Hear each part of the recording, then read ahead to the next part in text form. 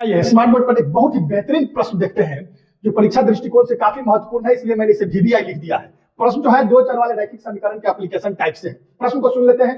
दो संख्याओं का योग 15 है, यदि उनके व्युत्क्रम हो दैट मींस की रेसिप्रोकल का योग 3/10 है तो संख्याएं ज्ञात करें। स्पष्ट है, दोनों संख्याएं अलग अलग होगी। तो मान लेते हैं कि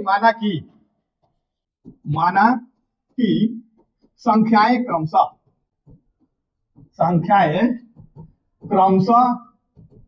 x एंड y है। प्रश्न के पहले स्टेप को पढ़ते हैं कि दो संख्याओं का योग 15 है। प्रश्नानुसार स्टेप बाय स्टेप आप लिखेंगे। प्रश्नानुसार x plus y is equal to 15। इसको लिख सकते हैं कि x is equal to 15 minus y। जरूरत पड़ेगी आगे इसको पहला मान। स्पष्ट है। दूसरे भाग को पढ़ते हैं। यदि उनके व्युत्क्रमों यानी कि रेसिप्रोकल की बात हो रही है तो पुनः व्युत्क्रम x का व्युत्क्रम 1/x प्लस यहां पर 1 इज इक्वल टू कितना 3/10 दिया हुआ है। एलसीएम लेते हैं, क्या हो जाएगा y plus x is equal to 3/10। Rearrange कर लेते हैं कि x plus y divided by xy is equal to 3/10। यहाँ x प्लस y का मान जो है 15 दिया हुआ है, इसलिए हम लिख सकते हैं कि 15 divided by xy is equal to 3/10।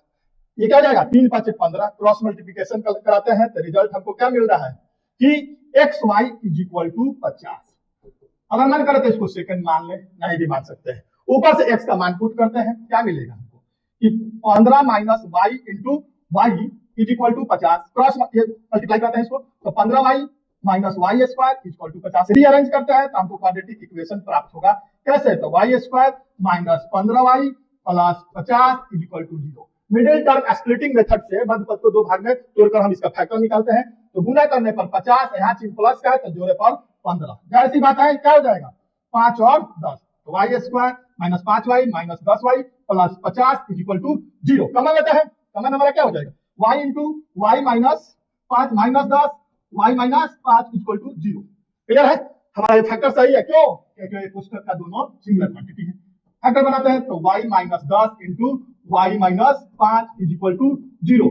बारी बारी से प्रत्येक टर्म को 0 से इक्वेट करते हैं तो क्या हो जाएगा यदि y minus 10 is equal to 0 या y minus 5 is equal to 0 तो क्या हो जाएगा y इज इक्वल टू हमको 10 एवं 5 प्राप्त होगा। अब इस संख्या हमको मिल गई है। यदि y यहाँ पहले समीकरण में पुट करते हैं तो x का मान हमको 5 मिल जाएगा। यदि y का मान 5 पुट करते हैं तो x का मान हमको 10 मिल जाएगा। इस तरह आप लिख सकते हैं कि अभीष्ट